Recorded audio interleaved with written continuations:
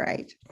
Well, welcome everybody. Welcome you Pacific people and you Central people and you Eastern people. We are so grateful that you are all part of the Fuze loyalists, and we have a great show for you today.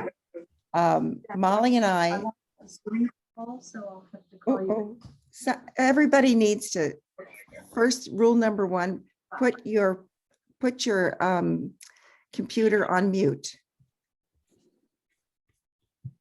You'll find the mute button on the lower left-hand corner of your screen. Thank you, Daisy. Thank you. As many of you know, Molly and I began Fuze about 11 years ago, and our whole reason for developing Fuze was to literally have great stories that are out there that needed to be told, that were not going to be published by major houses, that each one has a cross-cultural theme, and most importantly, has the power to educate and change minds. So to date, we've published 23 books, and our latest one is Writ in Water by James Salser. And we are so thrilled with this book. Molly has spent a lot of time sort of co-working with James to produce this book. And we have now got it to the point where it's going to be unfolded and actually put out into the public for public consumption. The first thing we've done is we've developed a trailer, a book trailer, that will give you a visual experience of what the book is about. Then Molly is going to come and talk about her experience with Keats and the Ode to a Nightingale, and then the collaboration with James, and then James.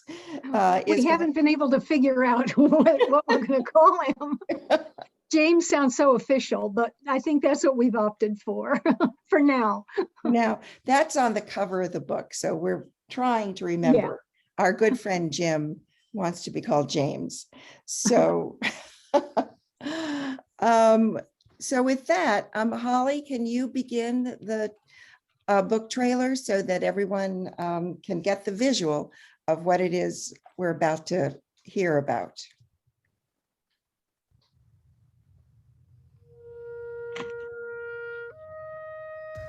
My heart aches, and a drowsy numbness pains my sense, as though of hemlock I had drunk. John Keats was born in London in 1795 and died in Rome at the age of 25. In his short but remarkable career, he published only 54 poems. But in his limited lifespan, he composed a wide range of poetic forms, from the sonnet to the Spenserian romance to the Miltonic epic, redefining their possibilities.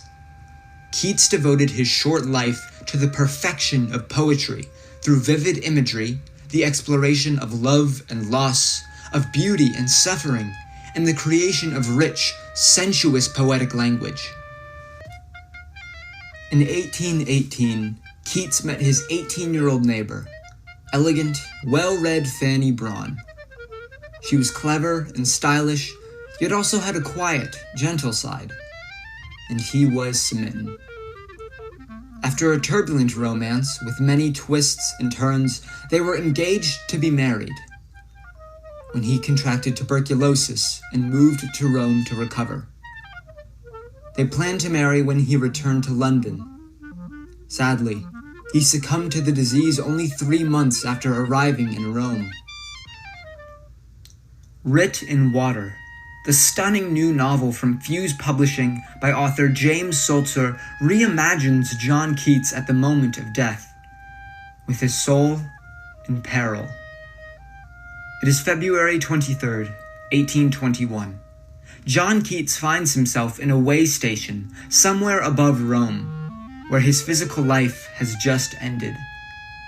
A mysterious spirit nearby is trying to communicate with him. As spectral images from Keats' past confront him, and heart-wrenching memories unfold for his review, one captivating scene follows another, building to a breathtaking conclusion, when the poet is witness to a life-defining secret. Here lies one, whose name was writ in water. Bright star, would I were steadfast as thou art, not in lone splendor, hung aloft the night, and watching, with eternal lids apart, like nature's patient, sleeping eremite.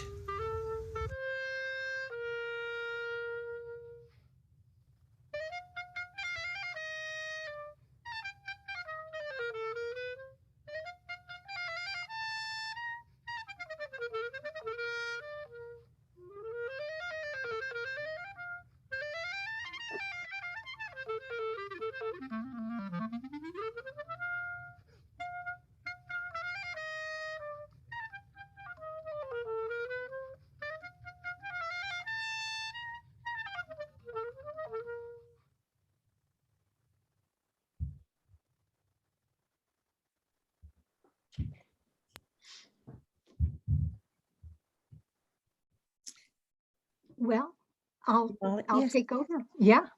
I just want to begin by saying that my acquaintance with Keats and his work began in the olden days when I was in grad school.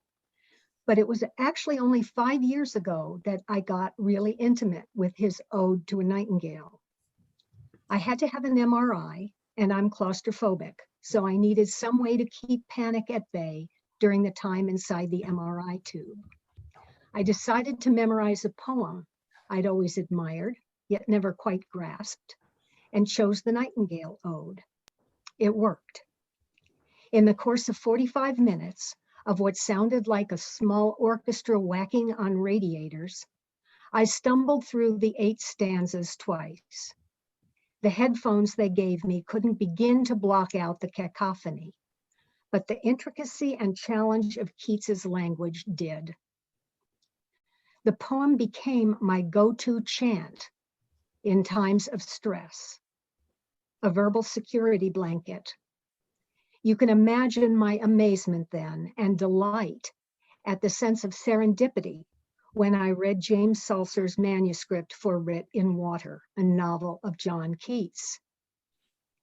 You don't need to know Keats's ode to appreciate the human story of the poet's life that James tells with such eloquence, wit, and poignancy. Still, once you closely read the poem, or mumble it to yourself, and its text, by the way, is inserted at the start of the book, this young man's awesome journey becomes even more fascinating. I used to tell my students that great poetry is initially confusing for a reason. The poet is seeking to say yes and no in the same breath. This idea of embracing paradox comes straight from Keats, who famously coined the idea of negative capability. This describes the ability of great writers, and Keats used to cite Shakespeare, to accept uncertainties, mysteries, doubts, without any irritable reaching after fact and reason. This willingness to tolerate ambiguity is actually a commitment to the full depth and breadth of reality. In modern parlance, Keats rejected the comfort and security of deciding either or, and stretched to include both. So the more I sink into each word of the Nightingale Ode, the more I'm amazed by the negative capability it illustrates. I mean, just look at the opening line, when the poet tells us, "My heart aches and a drowsy numbness pains my sense." Usually aches and pain aren't accompanied by a drowsy numbness. We take things to make us drowsy or numb in order to fight the pain. This dance of ambiguity continues right through to the last line, when the poet asks, "Do I wake or sleep?" This is Keats at his best, practicing negative capability, rising above rational either-or distinctions, conjuring yes and no in the same breath. Now I'm going to introduce James Sulzer, whose latest novel, Writ in Water, grows out of that poem and rises above a favorite distinction of fact and reason, that between life and death. James lives on Nantucket Island, Massachusetts, where he taught reading and writing to students in grades 5 through 8. A graduate of Yale University, he is the author of the critically acclaimed The Voice at the Door, which I'll stick up there right next to his picture. It's his novel that reimagines and in astonishing ways illuminates the mysterious life of the reclusive Emily Dickinson. The passion and curiosity about creative genius which led James to live and breathe with Emily Dickinson, he has now directed toward the iconic romantic poet, John Keats. James imagines him at the moment of premature death, as spectral images from his past wash over him, and one captivating scene follows another, building to a splendid resolution. And now Jim is actually going to say more about the book and give us a little taste of it in a couple of places. Go ahead, James. James or Jim. Whatever, doesn't matter.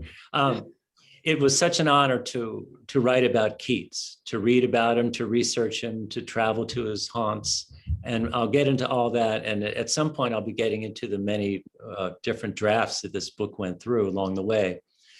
But to jump ahead to where it ended up with Keats at the moment of his death, realizing he's floating somewhere above Rome, and another voice, a voice of a spirit who turns out to be the spirit of the nightingale. That's all explained later as the book goes on. And not only is Keats reviewing his life and having confrontations with these spectral images, sort of the nightmares of his life that have come back to haunt him and with whom he has to deal, but also Keats and this unknown spirit are starting to develop a relationship of their own, a friendship of their own that develops in the course of the novel. Meanwhile, the nightingale is naive about human relations, about human emotions even, and is trying to learn about that. And Molly and I talked a lot about that, about how I should cast this nightingale. And rather than explain that this nightingale was maybe ignorant about this or that, to use the nightingale's own words to show that. So for instance, at one point, the nightingale sees a painting on a wall and describes it as a lot of motionless people, motionless donkeys, etc. And then tries to explain it by saying the wall had captured them as a pool of water captures a tree that soars above its still surface. So so there was a lot of thinking about how would a nightingale interpret human things, probably in terms of nature. And we've all, of course, seen reflections of trees in a pool of water, and that was the touchstone there. So what I'm going to read to you now, a very short passage. There are two narrators. There's Keats, there's the nightingale. This is one of the early nightingale passages, which we're calling Poet in Peril. And it's basically the nightingale saying, what am I doing here? And why am I with this poet? Or this guy? So here it goes. This is the nightingale talking. Somewhere inside me, in the place where songs are born, I knew I needed to stay with this young man and keep him company. But why? What could I offer him? We are simple birds. We sing, we eat, we sleep. We sing of summer and full-throated ease and are no strangers to ecstasy. When it is time, we depart from this earth with no care or concern for what comes next. True, I had met him once or twice before. For several hours early one morning, I trilled my songs high in the boughs of my plum tree, while he, quite alive then, lounged in a chair below, glancing up every now and then. I could tell he was listening closely, and I added some special joyful notes. It wasn't long before his hand sprang to life and began to fill up some white squares with long trails of those things they call words. There might have been one brief earlier encounter as well, but that was all. When I am near him now, I feel a strange tug, as if I owe him something. Something feels incomplete, like at the start of nest building season. But what could it be? The young man was hunched over again. I darted up to him, intending to demand, "What do I owe you?" But no song sprang forth. Several times I tried, nothing. Not a whistle, trill, warble, buzz. I was silent. Yet somehow he realized I was there, for he glanced up at me. I will never forget the look in his eyes. He was in pain, more than pain. The young man was in peril. So that's that one short passage at the beginning. Thank you. Yeah, love that finale. I'm going to ask you a question, James, and I kind of know the answer already, but I think you can sort of build on what you just read to answer it. In discussing the craft of writing, some distinguish between two types of writer, the plotter and the pantser. Plotters like to rely on an outline and plan the narrative journey ahead of time. Pantsers prefer to fly by the seat of their pants, relying on intuition to complete a first draft, then hopefully pulling loose ends together after that. As I said, I know now sort of where you fall on that spectrum, but could you tell us something about it? Of course, I'd be delighted to. So I'm probably a modified pantser. Of course, in writing about Keats, I knew there would be certain plot points that had to be hit, different life experiences that were crucial. So from that point of view, there was some plotting, but that was more a sense in the background for me. What really drove the story was the act of being there in the writing. And probably more for me than seeing a plot is hearing a voice. So the voice of Keats, from his poetry, from his letters, his amazing letters, by the way, if you haven't read them, so full of wisdom. But the way he puts words together, that voice was in my ear, and that informed how I wrote the Keats sections. But then as I started to write those, this is in my more or less final draft, this is 5 years in, another voice welled up, which I didn't know at first. I didn't know what it was at first, but it was the voice of the nightingale. Once that voice made its insistence known, and I realized that there was Keats and there was the nightingale, there would need to be a relationship between them. There would be an arc to their friendship or whatever it turned out to be. And also there would be a review of Keats's life. All that then did involve some conscious writing down of plot strands. I knew, for instance, that there were 6 sort of central issues that I had identified in Keats's life having to deal with, such as Fanny Braun, his love, the death of his brother Tom, whom he may have left too soon when he went on a tour of the Lake District, who died of tuberculosis, what they called consumption. Richard Abbey, the executor of the family estate. There was some money in the Keats family, but Abbey basically stole it. 3 other things as well. So I knew I had to put those in a certain way. So that was plotting, Molly, I would say. However, the overall arc was really, I would say, of hearing the voices and of hearing the flow of language, and then almost in a sense, hearing the movement of action.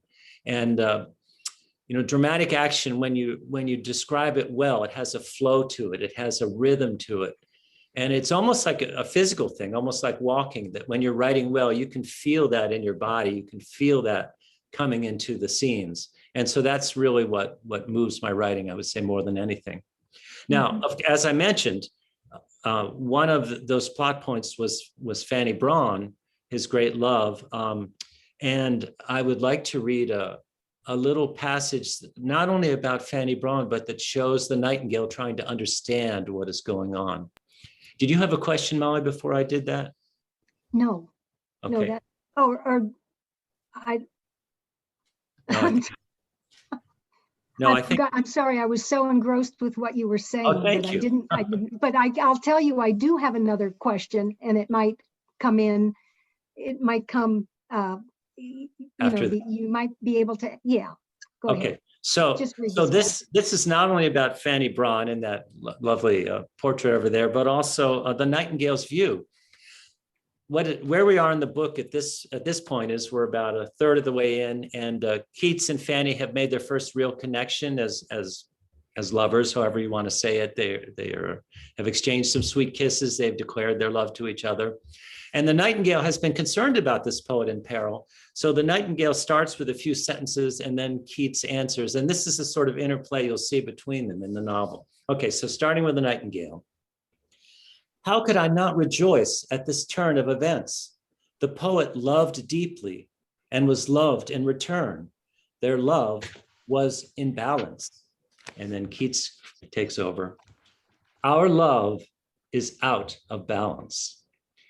When we are together, it is as close to ecstasy as we mortals are granted. But each time we part, I feel torn in two. The pleasure of her kisses is so delicious, the tone of her voice so lovely, the radiance of her beauty so stunning, I can hardly bear the agony of separation. Then, after being away from her a few days, I notice an odd change, like the partial healing of a wound or the icing over of a lake. I am still dazzled by her. I am still at her mercy. But as I start to separate from her, I begin to shy away. I fear her power over me. It is the fear that by loving her too much, I will lose her. It is also the fear of being engulfed, of losing myself in the vastness of this newly awakened need. Then there is a practical issue. In order to write, I need time and solitude. Very nice. I love the way that comes down to the practical, that sort of practical burden that a writer has to Yeah. make that time, which always means time away from real life people. It's, yeah, and so poignant there. I'm just really curious how much of all of this is sort of came to you in what I would call a gift or as a surprise. You know, the words and phrases that surface that you almost didn't even know you knew. They just seem to come out of nowhere, or you know, you just acknowledge that there are times when you're writing a scene, particularly, that it begins to write itself. Yeah.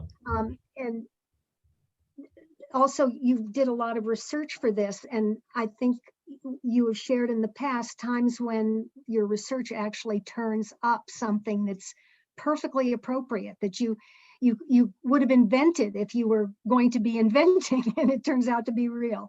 Anyway, could you let us in on a couple of those? Of course. So in terms of research, there were many gifts, and I won't go into it, but one of the greatest, and we'll get to this in a minute, was went to England and went and researched things in person, of course, and to Rome, for that matter, for his death. But I would say that probably the greatest gift that this book gave me was the development of not just of the Nightingale character, but of its own poetic sensibility. In the course of the story, as the Nightingale understands words more and starts to understand humans, the Nightingale itself starts to develop a bit of a poetic language. It's simpler than Keats, yet it came to me, I experienced it not as my own writing, but as the Nightingale's perception of some natural images. For instance, I've always been struck here and there. I mean, we've all done this sometimes at night. You look up and there's a moon, and then a wisp of cloud goes in front of it, and it glows, it lights up, and it's a beautiful sight. And it's very subtle. We may not think about it a lot, but it's something I've never been able to explain in words very well. But in one of the passages that the Nightingale was describing it was describing, it was the time after, it's one of those spectral meetings that Keats has. His brother Tom has appeared and then is floating off. And the nightingale says something like, "The light grew still and cold, like moonlight frosting a wisp of cloud." Now, that word frosting had never occurred to me in trying to describe that image. But so that was a gift. It was as if I was thinking differently. I realized I wrote that, but I was writing it through the eyes of the nightingale. So that was something special. Another description that was like that was a gift to me, was when the nightingale was trying to talk about how some of the special sights that it sees inform its song and gives it more joy. And it used this one image of, I can't remember what came before it, but then it describes a sliver of moon clenched like a talon in the afternoon sky. And again, I never would have thought of describing the crescent moon as the talon of a bird's foot, but the nightingale did. So that was probably a real gift, those things. Now, I have to say, the practical gifts of going to England and Rome were tremendous. My wife, Barbara, and I, in June of 2015, went to the Lake District, and we did a week-long hike through the Lake District, which was set up very nicely because you could walk from one end to the other along some of these same trails that Keats used, and they would bring your luggage. But we happened to start on June 25th, which was the very day that Keats himself left Ambleside, although it was a few years earlier, of course. So I was able to, it was a great gift, of course, to walk through that Wordsworth country that Keats went to try to find inspiration. So I'm now, and now that whole week turned into one paragraph in the book, but one of my favorite paragraphs is a descriptive paragraph of the Lake District, which I will now read. And those are a couple photographs that we took along the way. That was right near Wordsworth's house, by the way, those two. Okay, so here is Keats now describing being in the Lake District. It ends with a few lines that are actually from Keats. Most of this is my description, but at the end, Keats wrote to his brother Tom, who was starting to die of consumption, although Keats was only half aware of that. Anyway, so the comments at the end are actual Keats comments. Okay.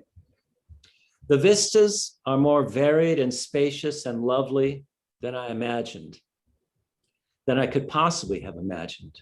Immense silver lakes flood to the rim of the distant horizon, shimmering beneath a stately succession of sun and shadow.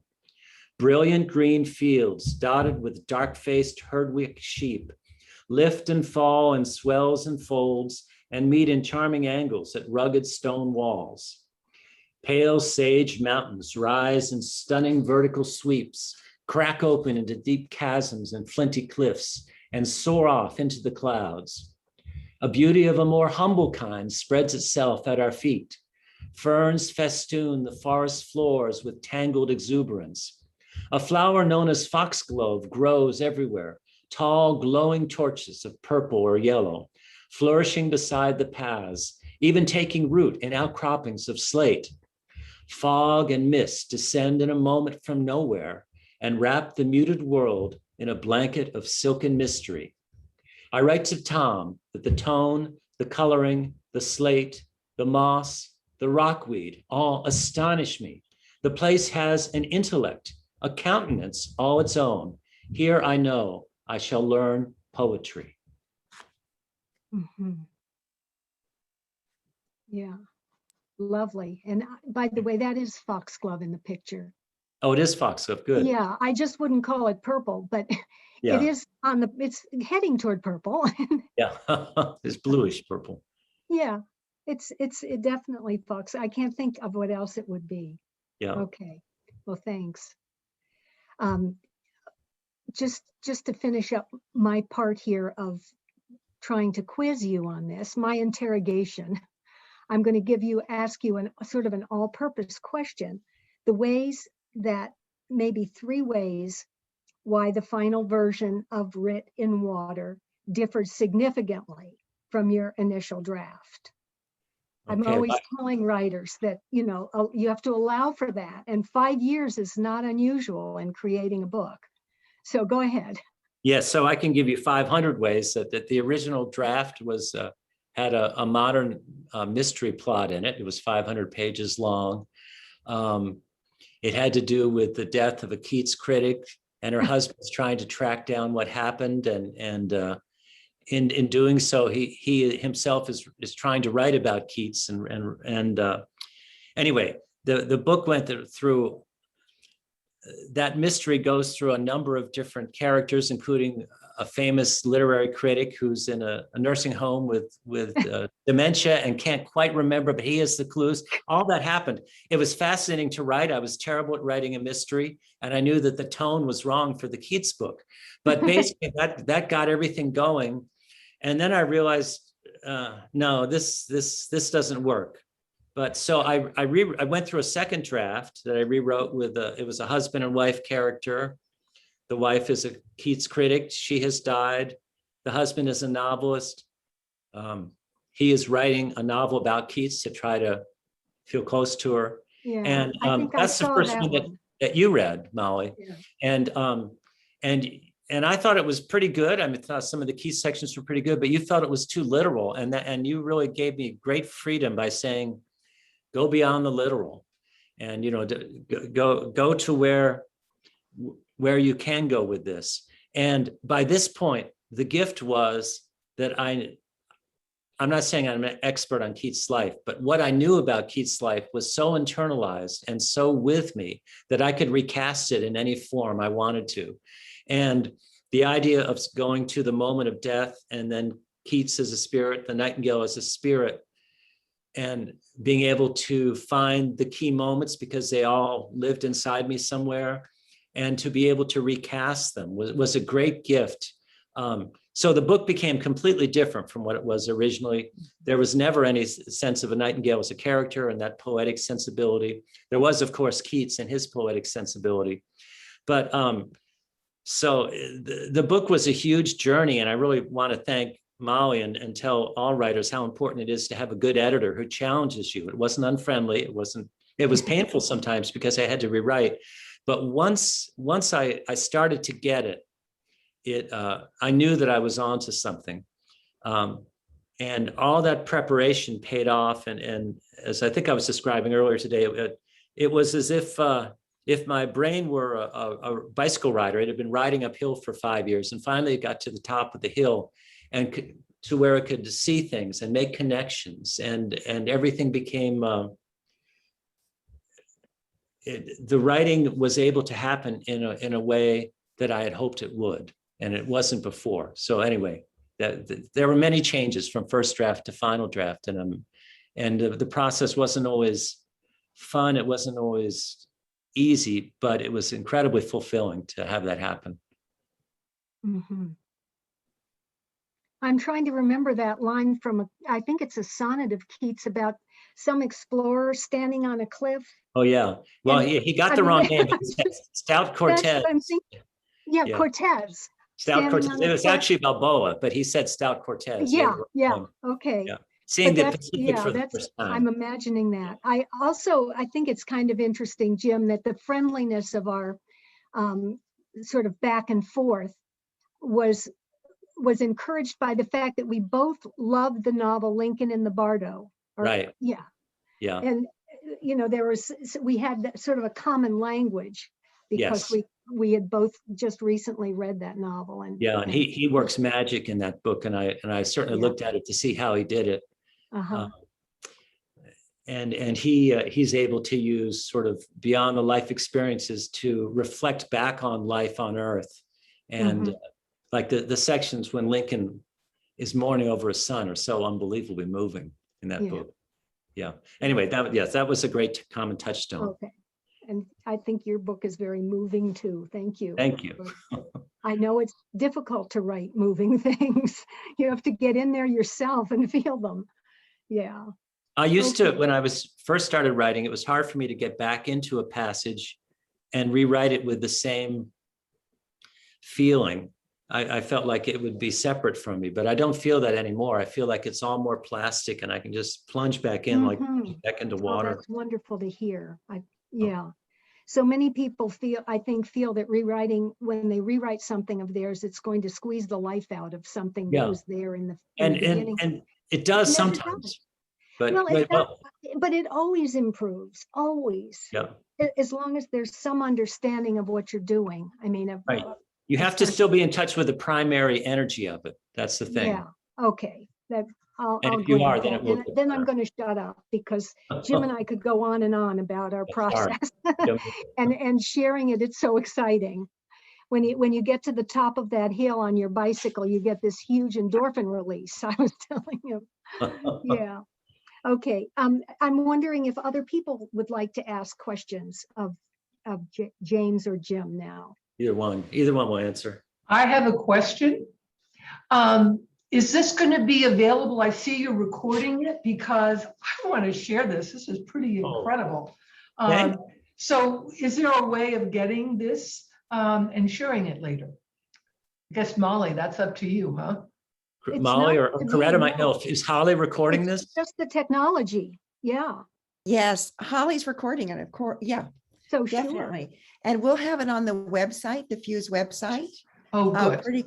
pretty quickly. And then we will actually be parsing it and putting it out on social media, sort of the pieces that James has been reading from his book. And so we'll have sort of a preamble and then a post explanation. And it'll be in more bite-sized chunks, because sometimes people don't want to spend an hour. But it's going to be available in many forms. Lovely. Thank you very much. And wonderful job. And it was really nice to see the relationship you have with Molly, Jim, the two of you. It must be wonderful to work together with a good editor. Yeah, it is. It makes all the difference. Yeah.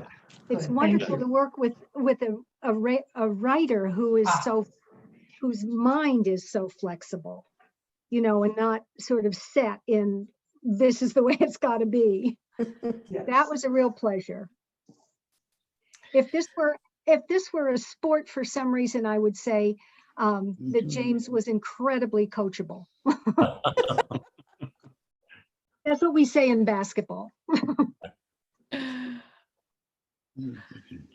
Any other questions? I've got a question. Oh, Jean does. Who does? Jean, but you're you're muted. Yeah, there she. I'm holding down my thing. There we go. I just want to say your book is very moving, and I can't wait to read it. So Well, thank you. Thank you very much. I'm going to insert that it is an absolutely marvelous book group book. It's, it's educational and moving and riveting and short, relatively short. You know how it is in a book group when somebody decides you're going to read something 400 pages long.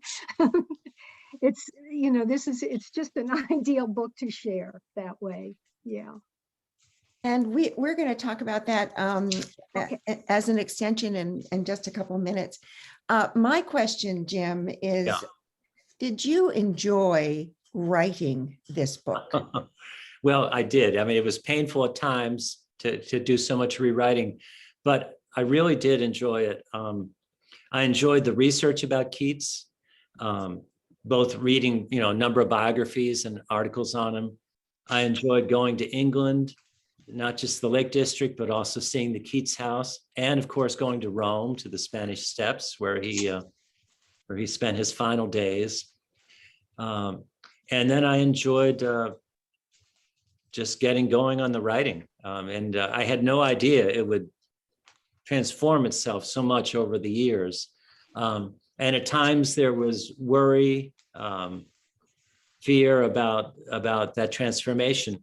But I had the feeling coming down the home stretch that, that this isn't half bad. I'm getting there, so that was a good feeling. So overall, it was very enjoyable. Well, okay. I have a question. Yes, please. Nancy. Hi, I'm Nancy. I knew Molly long ago at the Naval Academy. Yeah, we glad taught to together, be and, here. and we also were in a poetry group together. That's right. Yeah. Yeah. So thank you for inviting me today. This book sounds just amazing. I can't wait to read it. I've been meaning to read the Emily Dickinson book for a long time now. I definitely will.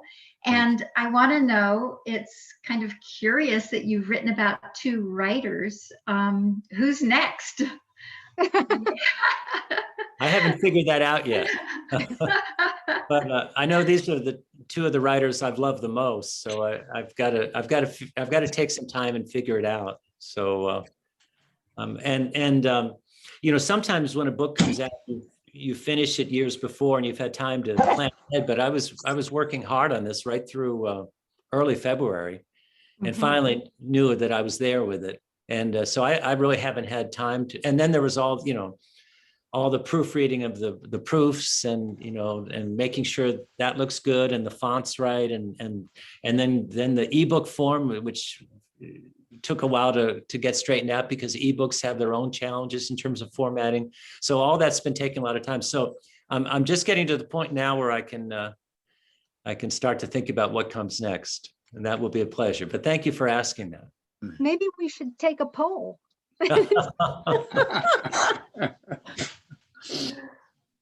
There is something very solitary about the two poets that you've chosen. I mean, Sure.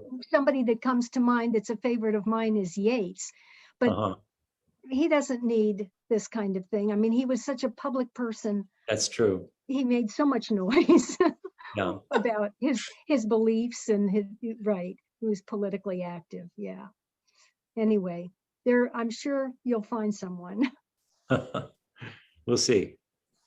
Well, I'm wondering today if there anyone brought their favorite sonnet or their favorite ode that they would like to talk about for just a minute or two.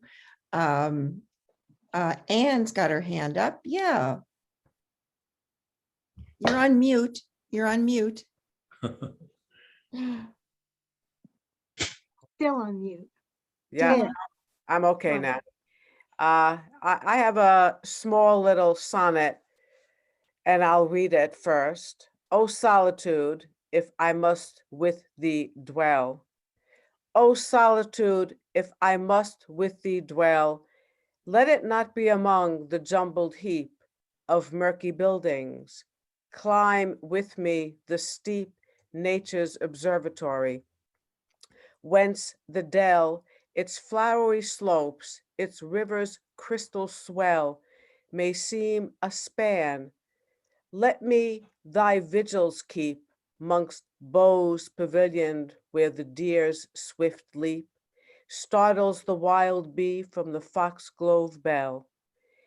But though I'll gladly trace these scenes with thee, yet the sweet converse of an innocent mind, whose words are images of thoughts refined, is my soul's pleasure, and it sure must be almost the highest bliss of humankind, when to thy haunts two kindred spirits flee. I just feel the sincerity of emotion that the city does not provide what nature can, and the nature images are just so powerful and vivid. And though I get a feeling that he appreciates his own solitude because his mind is so alive, in the end, there's this like very playful, but if there would be another human there with him, it would be even better. So that's my little Keats moment. Oh, thank you, Anne. Anyone else have a brief Keats moment? Jim Bruce has his hand up. Oh, Jim, great. This is perhaps a strange question. I'm not being flip. I know I have a good idea of how intensely you study your subjects. Do you feel that you got to where you could channel Keats? that he spoke to you? Yeah, at times maybe, but I felt I channeled the Nightingale character more in some way, which was giving a perspective on Keats. I mean, I did get my own internal sense of what Keats was like, but I'm not sure that's channeling. That's a very interesting question, though, and I'll have to think about that some more because I haven't really answered that in myself. But the answer probably is in that direction, maybe, but maybe not exactly.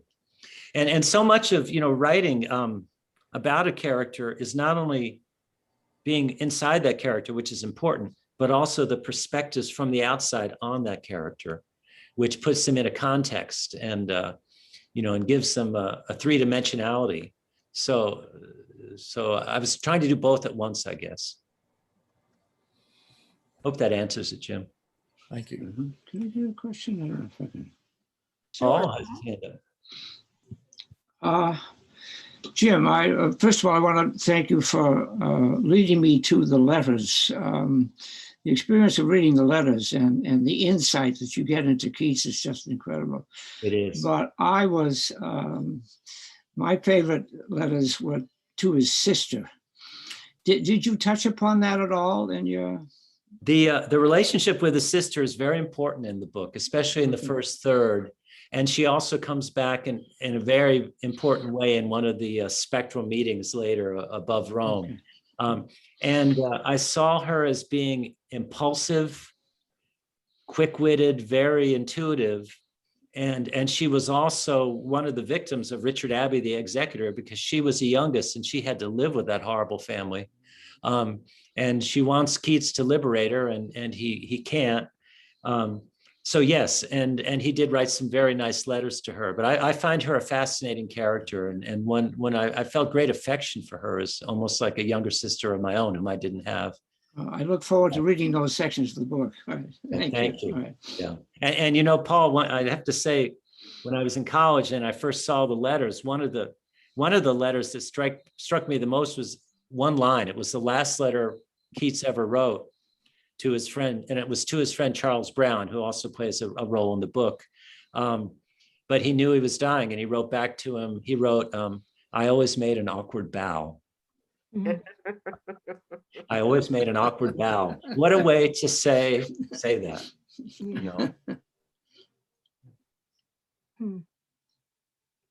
Diane, did you have something? No? Okay. Well, thank you, everyone. This has been quite an interesting experience, and I want to, we do have one person that will get a signed copy, and I'm going to ask Holly to tell us who that individual is. And then I'm going to very quickly read some glowing reviews for this particular book, and they are just beginning to come in. And then we'll tell you where you can purchase the book. Holly? So congratulations to Debbie Wells. Is Debbie here today? No, I don't think she came. Well, should she get a book? Okay. Go to number 2 in a way. Well, she was the first person to RSVP, which was that was going to be our criterion. Yeah. So we may need to stay tuned. Maybe we'll adjust that.